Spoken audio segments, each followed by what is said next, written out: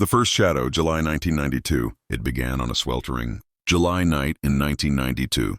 A 22-year-old woman named Maria Valentina, known to her friends as Tina, was found in a shack in Póvoa de Santo Adrião.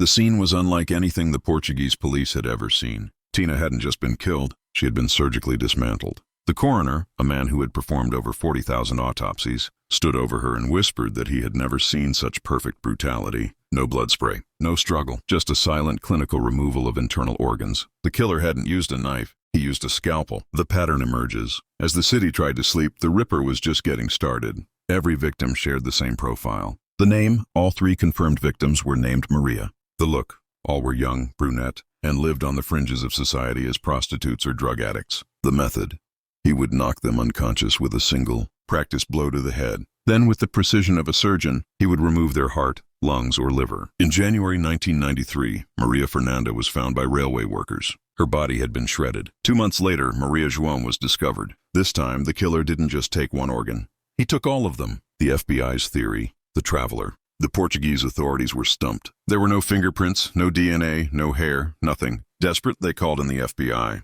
The Americans arrived with a chilling theory. The Lisbon Ripper wasn't a local. They believed he was the New Bedford highway killer from Massachusetts.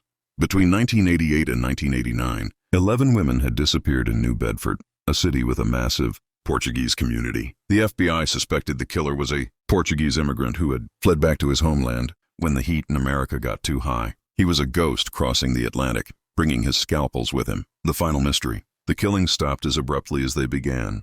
In 2011, a man named Jose Guedes was arrested after his son boasted about his father's work on a reality TV show. Guedes confessed to the murders in detail. The city exhaled. But then, the evidence came back. A palm print found on a milk carton at one of the 1993 crime scenes did not match Guedes. He knew the details because he was obsessed with the case, but he wasn't the Ripper. Guedes was released and the trail went cold again. To this day, the Lisbon Ripper has never been caught. Some say he died. Some say he's still living in a quiet apartment overlooking the Tagus River, watching the news, keeping his scalpels clean. The statute of limitations on his crimes has officially expired. Even if he walked into a police station tonight and confessed, he could never be touched by the law.